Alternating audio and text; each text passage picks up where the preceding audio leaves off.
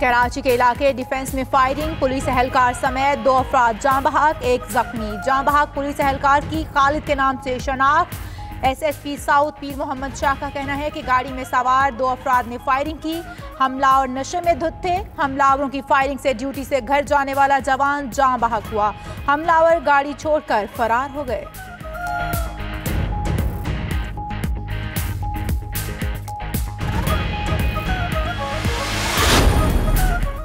कराची के इलाके कायदाबाद और शराफी गोट में पुलिस का सर्च ऑपरेशन मुकम्मल। मुतअद्दिद अफराद जेर हिरासत, मुनशियात और असलहा बरामद। ऑपरेशन में खवातीन एहलकार भी शरीक थीं। उधर गुलबहार से 2 स्ट्रीट क्रिमिनल्स गिरफ्तार, असलहा और मसरूका मोटरसाइकिल बरामद।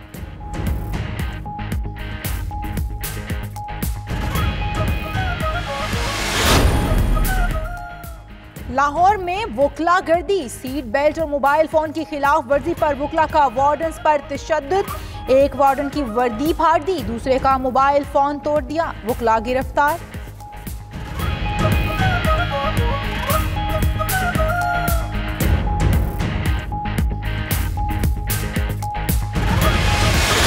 आज से बात नहीं कर रहा, पिछले 4-5 महीने से 6 महीने से ये प्राइम मिनिस्टर साहब से कह रहा हूँ। वो जब ये बात करते हैं मैं 149 आगे रख देता हूँ उनके। जब मैंने पहली दफ़ा कहा उनका अच्छा ऐसा हो सकता है, मैंने कहा सर हो सकता है कैसे, मैंने ये दिखाया, पढ़ा उन्होंने। अच्छा क्योंकि ये 149 एक ऐसा आर्टिकल है जो ज़्यादा लोगों ने नहीं देखा हुआ, तो 149 उनका हाँ यार लिखा तो है ऐसे, यार झगड़ा बढ़ेगा अभी, चलो यार देखते हैं ऐसे।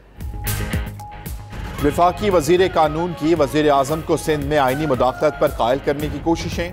बैरिस्टर फरूक नसीम कहते हैं सिंध के बजट का 90 से 95% कराची से मिलता है।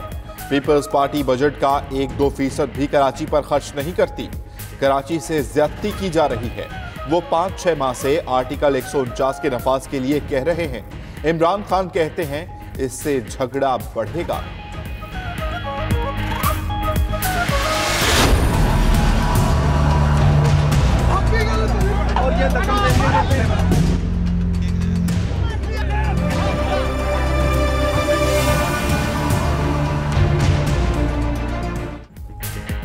लाहौर हाई कोर्ट ने हमजा शहबाज को कल तक के लिए हिफाजती जमानत दे दी। नैब को फौरी गिरफ्तारी से रोक दिया। फैसले में कहा 10 रोजा रियायत को मलहूज रखा जाए। नैब ने 2 रुकनी बेंच के हुक्म के बरअक्स गिरफ्तारी की कोशिश की। 2 रुकनी बेंच 8 अप्रैल को हमजा की दरख्वास्त जमानत की समाअत करेगा। 8 अप्रैल के बाद हिफाजती जमानत गैर मौसर हो जाएगी।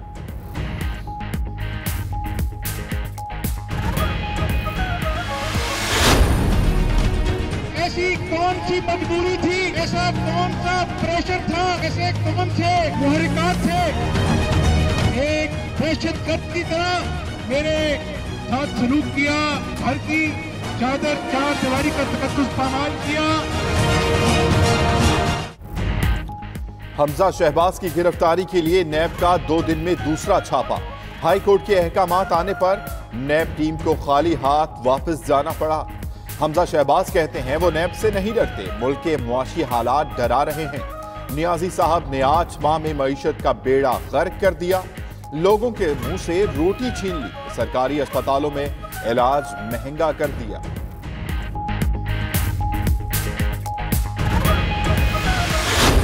जाली अकाउंट्स का केस है, उससे बिल्कुल मिलता हुआ एक मामला है जहां पे कहा जा रहा है इसको। लोगों जी ओमनी 2, बिल्कुल इसको ओमनी 2 ही कहा जाता है, बल्कि शायद अदालत में जज साहब ने फरमा दिया था कि ये ओमनी 2 लग रहा है। आधा केस तो शुक्र है वो खुद ही मान गए हैं कि ये डिक्लेयर्ड है। नैब ये कह रहा है जो आपने डिक्लेरेशन की है और जो डिक्लेरेशन में आपने अपने जराए दिखाए हैं आमदन के, वो जाली हैं। हमजा शहबाज का केस जाली अकाउंट केस से मिलता जुलता केस है। वज़ीर आज़म के मशीर शहजाद अकबर कहते हैं जज ने भी कहा था कि ये ओमनी 2 केस है। नैब के मुताबिक डिक्लेरेशन में आमदन के जराए जाली हैं। बाहर से आई रकम की वसूली पर हमजा शहबाज के दस्तखत हैं। केस में सलमान शहबाज नवंबर 2018 से भागे हुए हैं।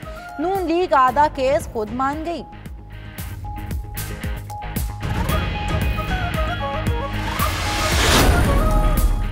हुकूमत ने पाकिस्तान मुस्लिम लीग नून के रहनुमाओं समेत 4 अहम शख्सियात के नाम बाज़ाब्ता तौर पर ECL में शामिल कर दिए।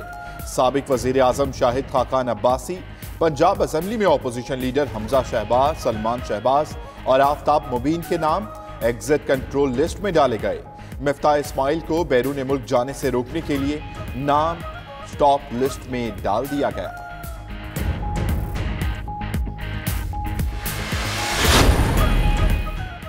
नैब रावलपिंडी ने साबिक वफाकी वजीर ख्वाजा आसिफ को 9 अप्रैल को तलब कर लिया। लीगी रहनुमा को आमदन से जायद असासों के केस में तलब किया गया। ख्वाजा आसिफ बैरून मुल्क होने की वजह से 1 अप्रैल को पेश नहीं हुए थे।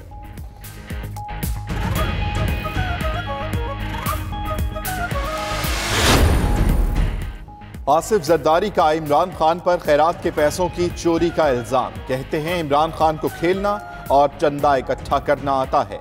आज बैंक खाली हैं, मईशत गिरती जा रही है। हमजा शहबाज के साथ ड्रामा किया गया। हुकूमत के खिलाफ लॉन्ग मार्च किया तो तमाम पार्टियां पीपल्स पार्टी के साथ होंगी। साबिक सदर ने अपने केस में जज पर दबाव का इल्जाम भी लगा दिया।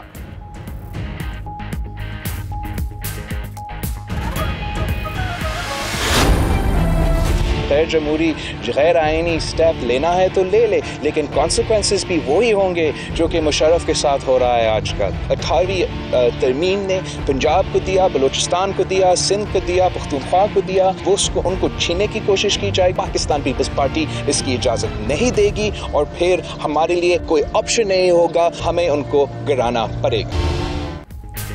बिलावल भुट्टो 2 रोज के लिए दुबई चले गए। कहते हैं हुकूमत कानून पर चले वरना इसका हशर भी मुशर्रफ वाला होगा। 18वीं तरमीम खत्म करने की कोशिश हुई तो हुकूमत को गिरा देंगे। नैब खुद मनी लॉन्ड्रिंग का इदारा है, इसे गैर सियासी होना चाहिए। हम समझ रहे थे तहरीक इस्लामाबाद आएंगी, तहरीक तो दुबई चली गई। अगर ECL ना होता तो पीपल्स पार्टी की तहरीक साउथ ऑफ फ्रांस में कामयाब हो गई थी। फवाद चौधरी का रद्द अमल।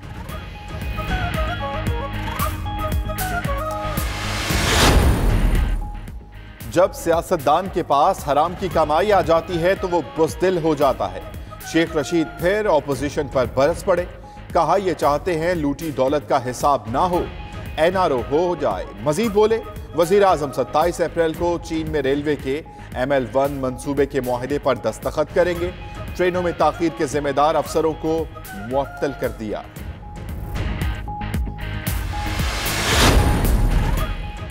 तुमसे पहले कई कौमें तबाह हुई, जहां ताकतवर के लिए एक कानून जबकि कमजोर के लिए दूसरा कानून था। वजीर आजम इमरान खान का नबी सल्लल्लाहु अलैहि वसल्लम के फरमान के हवाले से ट्वीट। हुक्मरान का गैर कानूनी तामीर बंगला रेगुलाइज करवाया जबकि गरीबों की झोंपड़ियां मिसमार कर दी गईं। अल्लाह हमें कौलो फेल के तजाद से बचाए और सीधी राह पर चलाए। अपोजिशन लीडर शहबाज शरीफ का ट्विटर पर ही जवाब।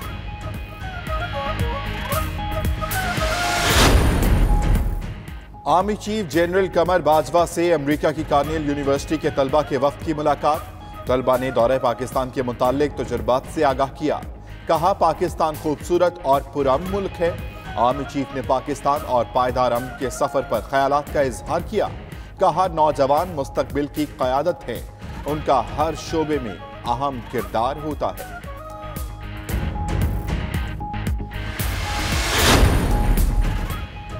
बानी MQM के खिलाफ तहकीकात तेज। बरतानवी पुलिस इस्लामाबाद आकर बानी MQM के खिलाफ मुकदमात का जायजा लेगी। महकमा दाखिला ने मुकदमात के गवाहों और तफ्तीशी अफसरों को इस्लामाबाद तलब कर लिया। बानी मुत्तहिदा के मामले पर वफाकी हुकूमत और बरतानवी पुलिस के दरमियान अहम पेशरफ्त का इम्कान। पेरिस में 8 मंजिला इमारत में जोरदार धमाके के बाद आग लग गई। 100 फायर फाइटर्स ने आग पर काबू पाया। धमाके से 27 फ्लैट मुतासिर हुए। लोगों की बड़ी तादाद महफूज मकाम पर मुंतकिल। पुलिस का कहना है धमाके की वजह इमारत में रखा गैस सिलेंडर हो सकता है।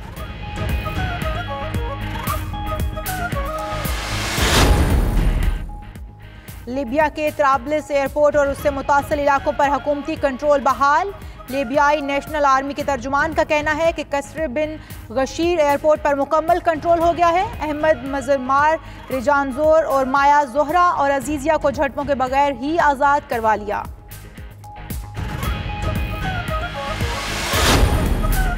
सूडान में हजारों अफराद का सदर उमर अल बशीर के खिलाफ एहतजाज। मुजाहिरीन की बड़ी तादाद सदारती महल के बाहर जमा। सिक्योरिटी फोर्सेस से झड़पें। सिक्योरिटी फोर्सेस की आंसू गैस की शेलिंग। मुजाहिरीन की जानिब से भी पथराव। हुकूमत ने मुजाहिरीन को मुंतशिर करने के लिए फौज तलब कर ली।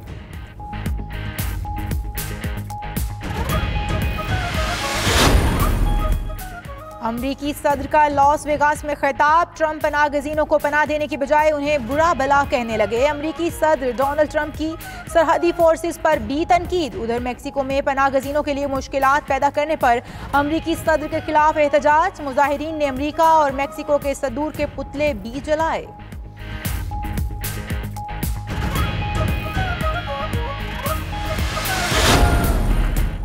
इलेक्शन में 2 रोज बाकी, नेतन्याहू इक्तदार के लिए फलस्तीन दुश्मनी का कार्ड खेलने लगे। कहते हैं दोबारा इक्तदार में आए तो मकबूजा गजा पट्टी पर यहूदी आबादकारी को आगे बढ़ाएंगे। नेतन्याहू का मकबूजा मगरिबी किनारे से मुतालिक मुतनाज़ बयान, फलस्तीन की शदीद मजम्मत। फलस्तीनी मुज़ाकरातकार साहिब अरिकात का कहना है कि बैनुल-अक़वामी बरादरी खुसूसन ट्रंप इंतजामिया ने इसराइल को खुली छूट दे रखी है।